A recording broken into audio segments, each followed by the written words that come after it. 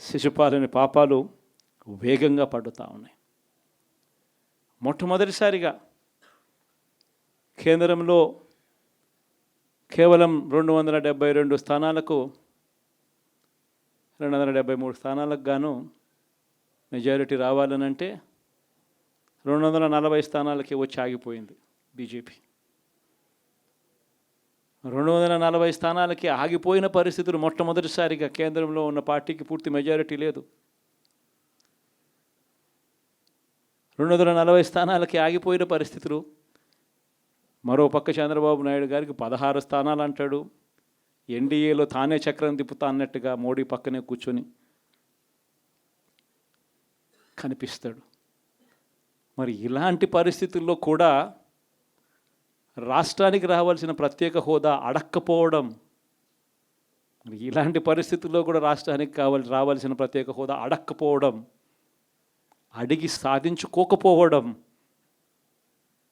శిశుపాలుని తప్పుల్లో, వరుస తప్పుల్లో, పాపాల్లో ఇవన్నీ కూడా బాగాలే. ఇటువంటి పరిస్థితుల్లో కూడా రాష్ట్రానికి రావాల్సినవి, కావాల్సినవి అడగలేని పాలన, అడగలేని మనిషి రాష్ట్రానికి ఏం సమాధానం చెప్తాడు? రాష్ట్ర పిల్లలకి ఏం సమాధానం చెప్తాడు? రాష్ట్రంలో ఉన్న యువకులకు, పిల్లలకు ఏం సమాధానం చెప్తారు? శిశుపాలుని పాపాల్లో ఇవన్నీ కూడా ఇప్పటికే వేగంగా కూడా అందుకుంటా ఉన్నాయి. అదే జగన్ ఉండింటే, అదే వైఎస్ఆర్ కాంగ్రెస్ పార్టీ పాలన ఉండింటే ఈ పాటికే విద్యా దీవెన బటన్ అయిపోయి ఉండేది. జనవరి, ఫిబ్రవరి, మార్చికి సంబంధించిన క్వార్టర్కి సంబంధించిన Vidya Deevena fee reimbursement pending.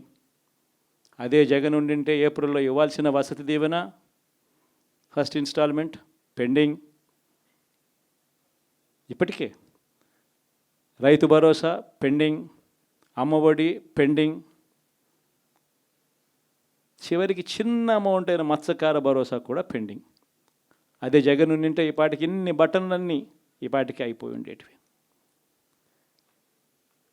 ఒక్క జగన్ తప్పుకోవడంతో, ఒక వైఎస్ఆర్సీపీ పాలన పోవడంతో ఈరోజు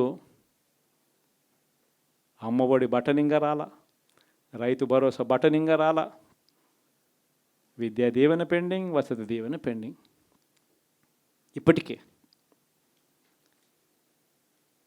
ఇక ఇదే అంటుకుంటూ పోతుంది.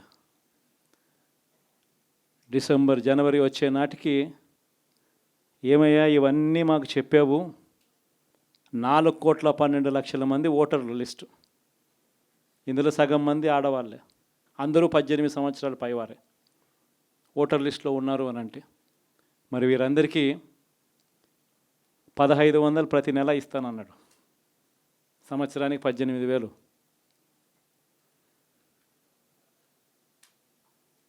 ఇందులో పెన్షన్లు తీసుకునే వాళ్ళు ఒక 30 లక్షల మందిని బహుశా ఆడవాళ్ళకి పక్కన పెట్టినా కూడా 60 సంవత్సరాల పైన ఉన్న వాళ్ళు అని పక్కన పెట్టినా మిగిలిన 1,80,00,000 మంది ఎదురు చూస్తున్నారు.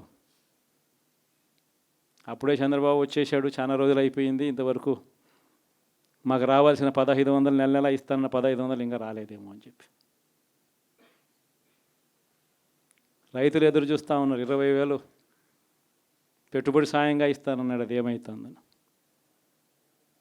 దాదాపు 1,000,000 మంది పిల్లలు పైగా ఉంటారు, బళ్ళకు పోయే పిల్లలందరికీ ఇస్తామన్నాడు. అమ్మఒడి కింద వాళ్ళ పథకం ఏదైతే నేను దాని కింద 15,000 అని చెప్పి ఆ తల్లులకు 15,000 కోట్లు, దానికి వెయిట్ చేస్తూ ఉన్నారు. ఇవన్నీ వెయిట్ చేస్తూ ఉన్నారు. ఇవన్నీ ఏవి కూడా అడుగులు ముందును పడని పరిస్థితి. ఇవన్నీ కూడా డిసెంబర్, జనవరికి వచ్చేసరికి అన్నీ కూడా ఊపందుకుంటాయి, వేడందుకుంటాయి. హనీమూన్ పీరియడ్ అనేది ఆగిపోతుంది. వైఎస్ఆర్ కాంగ్రెస్ పార్టీ చేయాల్సిన పనులు చెప్తా ఉన్నా. ఇదే బాగుంటుంది.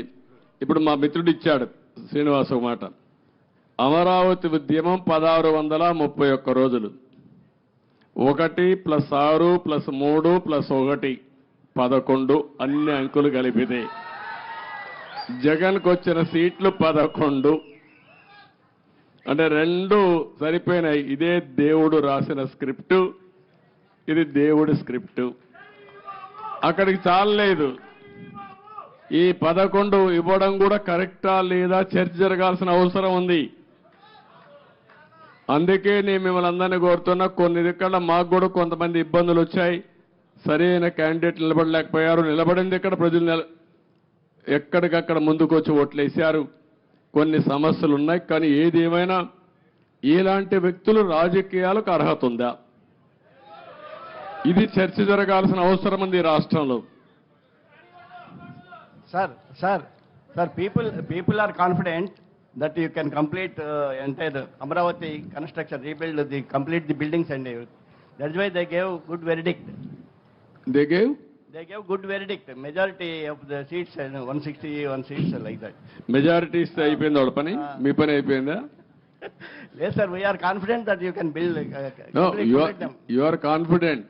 ఎట్లా బిల్డ్ చేయాలో కూడా ఆలోచనలు ఇవ్వండి అందరూ కూడా. సార్ ఇప్పటికి రాజధాని నిర్మాణానికి అమరావతిని నిర్మించలేదు. ఈ రోజు మీరు మొత్తం విజిట్ చేశారు కదా సార్, అప్రాక్సిమేట్లీ దీని నిర్మాణానికి ఎంత ఖర్చు అవుతుంది, మీరు ఎన్ని రోజుల్లో చేస్తారు? ఇప్పుడు నిన్ను అడగాలి నేను క్వశ్చన్. నిన్ను నేను నియమిస్తే నువ్వు ఎట్టగడతావు చెప్పని అడగాలి నేను ఇప్పుడు.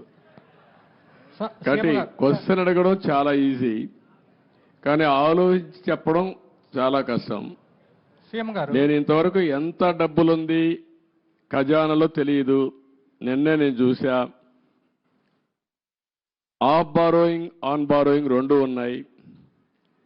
కొన్ని లెక్కలు చూపించి బారో చేశారు, కొన్ని లెక్కలు చూపించకుండా బారో చేశారు. మద్యం కూడా రాబోయే రోజుల్లో వచ్చే ఆదాయాన్ని తాకట్టు పెట్టి బారో చేశారు. అది కూడా ఎంత బారో చేశారు ఇంకా ఎతకాలి. ఇవన్నీ ఒక్కొక్క ఎక్కడెక్కడ ఉన్నాయో మనకే తెలియదు.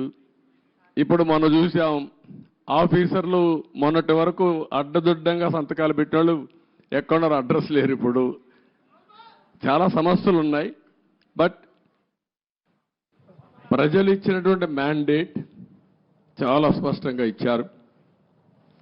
చాలామంది నన్ను అడిగారు ఒక మాట, ఇలాంటి క్లిష్టమైన పరిస్థితుల్లో మీరు ఏం చేయగలుగుతారని అడిగారు. ఎలక్షన్ల ముందు కూడా నేను ఒకటే చెప్పాను, ఏం చేస్తారని మీరు అడుగుతున్నారు. నేను పారిపోవడానికి సిద్ధంగా లేను, ఫేస్ చేస్తా. తప్పకుండా మళ్ళీ రాష్ట్రాన్ని పూర్వ వైభవం తేవడం కోసం పునర్నిర్మాణం వైపు ముందుకు పోతానని చెప్పా. అందుకే నేను అధ్యయనం చేస్తున్నా మీ అందరి ద్వారా. చేసిన తర్వాత అమరావతి కూడా ఏం చేయాలో నిర్దిష్టంగా చెప్తాను, ముందుకెళ్తాం.